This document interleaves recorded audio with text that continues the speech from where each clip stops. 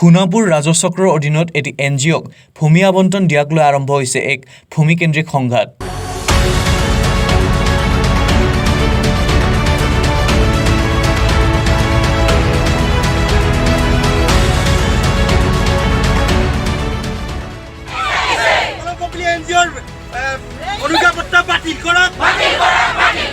অঞ্চলটোৰ হহৰা কমাৰকুছি গাঁৱৰ ভূমি বুলি দাবী কৰা এই এনজিঅ'ক আবণ্টিত ভূমিক লৈ আৰম্ভ হৈছে তীব্ৰ বাক বিতণ্ডাৰ।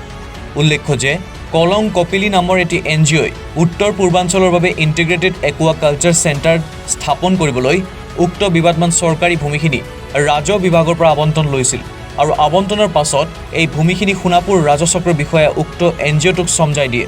কিন্তু এই আবণ্টিত ভূমিখিনি এতিয়া বৃহত্তৰ হহৰা কমাৰকুছি গাঁৱৰ ৰাইজে পূৰ্বপুৰুষৰ দিনৰ পৰাই দখলী স্বত্বত থকা বুলি দাবী কৰিছে, যাৰ বাবে সোমবাৰে হহৰা কমাৰকুছি গাঁৱৰ ৰাইজে উক্ত ভূমিখিনিত উপস্থিত হৈ এনজিঅ'টোক ভূমিখিনি আবণ্টন কৰা কাৰ্যক তীব্ৰ ভাষাৰে বিৰোধিতা কৰে।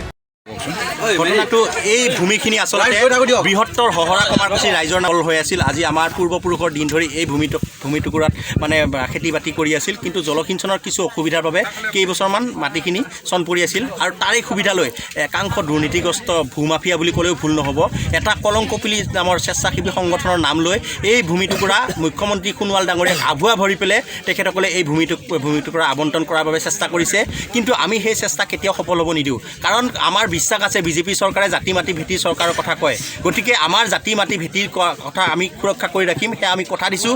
আমি কোনো পধ্যে কোনো মূল্যৰ বিনিময়ত এই মাটিটুকুৰা আমি দুৰ্নীতিগ্ৰস্ত এটা এনজিঅ' কলং কপিলী এনজিঅ' যি সৰ্বত্ৰে এতিয়া লুটিছে, সৰ্বত্ৰে চৰকাৰী ভূমি বেদখল কৰিছে, সৰ্বত্ৰে তেখেতসকলে দুৰ্নীতি কৰিছে। লোন দিয়াৰ নামত কাৰোবাৰ পৰা তেওঁলোকে পইচা লৈছে, কাৰোবাৰ পৰা তেওঁলোকে চাকৰি দিম বুলি পেলাই মাটি কাঢ়িছে।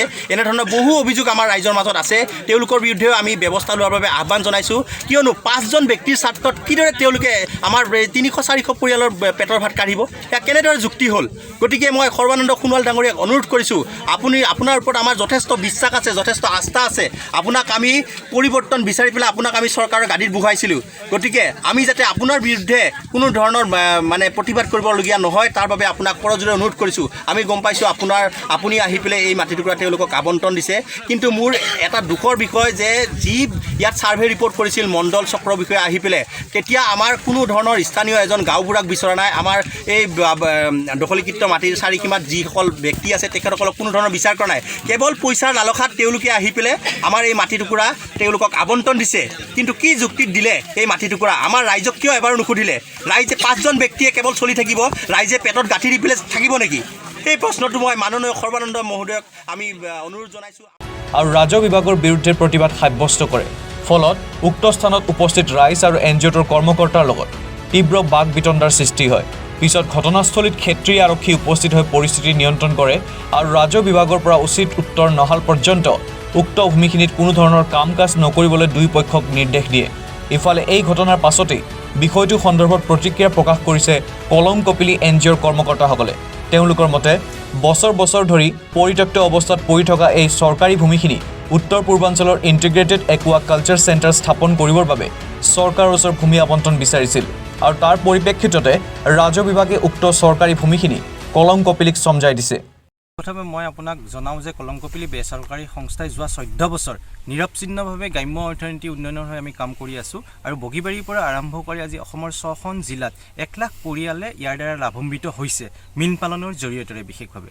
আৰু আপুনি নিশ্চয় জানে, আজি কিছুমাহ আগতে আমাৰ অসম চৰকাৰৰ মুখ্যমন্ত্ৰী মহোদয়ে এটা সুন্দৰ পৰিকল্পনা তেওঁ হাতত লৈছিল। তেওঁৰ সপোন আছে যে গ্ৰাম্য অৰ্থনীতি উন্নয়ন হ'ব লাগে। সেই সপোনৰ আঁত ধৰি পেলাই তেওঁ কৈছিল যে চৰকাৰী যিমানবিলাক মাটি আছে সেয়া বেচৰকাৰী সংস্থা, আত্মসহায়ক গোট বা ব্যক্তিগতভাৱে দিয়াৰ যি প্ৰয়াস কৰিছিল, তাৰ ফলস্বৰূপে আমি কলং কপিলী বেচৰকাৰী সংস্থায়ো আমাৰ ইণ্টিগ্ৰেটেড একুৱাকালচাৰ চেণ্টাৰৰ লগতে লাগি থকা চৰকাৰী মাটি 154 নম্বৰ দাগ নম্বৰ 194 দাগ নম্বৰৰ সেই মাটিখিনি আমি সেই চৰকাৰী মাটিখিনি আমি এপ্লাই কৰিছিলোঁ আৰু লেণ্ড এডভাইজৰী কমিটিয়ে সেই মাটিখিনি আমাক এলটমেণ্ট দিছিল। আৰু যেতিয়া আমি কাম কৰিব যাওঁ, আজি আপোনালোকে চাব পাৰিব যে সেই মাটিবিলাক আজি 30-40 বছৰৰ পৰা এনেই পৰি আছে, কাৰো তাত দখল নাই।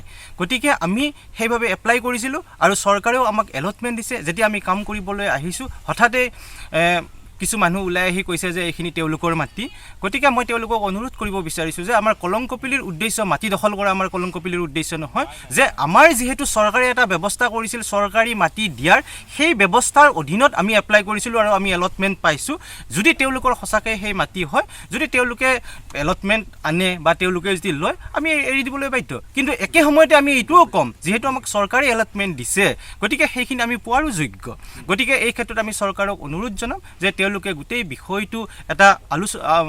বিষয়টো চিন্তা চৰ্চা কৰি যে কলংকপিলি ইয়াৰ বাবে যোগ্য হয়নে নহয় যে আৰু এই কলংকপিলিক এই মাটিখিনি দিয়াৰ ফলত আজি এই ইণ্টিগ্ৰেটেড একুৱাকালচাৰ চেণ্টাৰত আজি অসমৰ বিভিন্ন ঠাইৰ শিক্ষিত নিবনুৱা যুৱক যুৱতী আহি আছে তেওঁলোকে ইয়াত প্ৰশিক্ষণ লৈছে আৰু এই প্ৰশিক্ষণ লৈ পেলাই তেওঁলোকৰ নিজৰ ঠাইত এই কামখিনি কৰিছে গতিকে আজি আমি যিটো এতিয়া সমূহীয়া প্ৰচেষ্টা লৈছোঁ এই প্ৰচেষ্টাৰ দ্বাৰা অসমৰ শিক্ষিত নিবনুৱা যুৱক যুৱতী যথেষ্ট উপকৃত হ'ব গতিকে তেওঁলোকে যিটো আমাৰ ওপৰত যিটো এটা ব্লেম আনিছে এইটো সম্পূৰ্ণ মিছা ভিত্তিহীন আৰু আপোনালোককো মই অনুৰোধ জনাম যে এই ক্ষেত্ৰত আপোনালোকে চাৰ্কল অফিচাৰৰ লগত যোগাযোগ কৰিলেও গোটেইখিনি কথা আপোনালোকে গম পাব ব্যুৰো ৰিপৰ্ট নিউজ নেষ্ট সগৌৰৱেৰে যোৱা 17 বছৰ ধৰি সোণাপুৰ অঞ্চলত ৰাইজৰ সেৱাৰ মানসেৰে হোটেল ব্যৱসায় আৰম্ভ কৰা অন্যতম এজন অসমীয়া ব্যৱসায়ীৰ কষ্টৰ ফচল ডিলাইট ধাবা সদায় থলুৱা খাদ্যৰ ওপৰত গুৰুত্ব দিয়া এইখন ধাবাত থালি একেবাৰে কম মূল্যত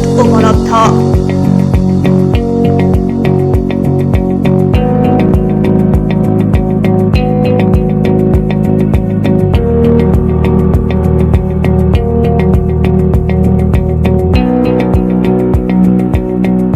সুস্বাদু খাদ্য সম্পূৰ্ণ ঘৰুৱা ৰুচি সমৃদ্ধ এসাঁজ খোৱাৰ আপুনি ইচ্ছা কৰিছে নেকি তেন্তে আহক সোণাপুৰৰ ডিলাইট ধাবালৈ য'ত পাব সকলো ধৰণৰ উৎকৃষ্ট মানৰ খাদ্য সম্ভাৰ যোগাযোগ কৰক 9954277793 অথবা 98591 39171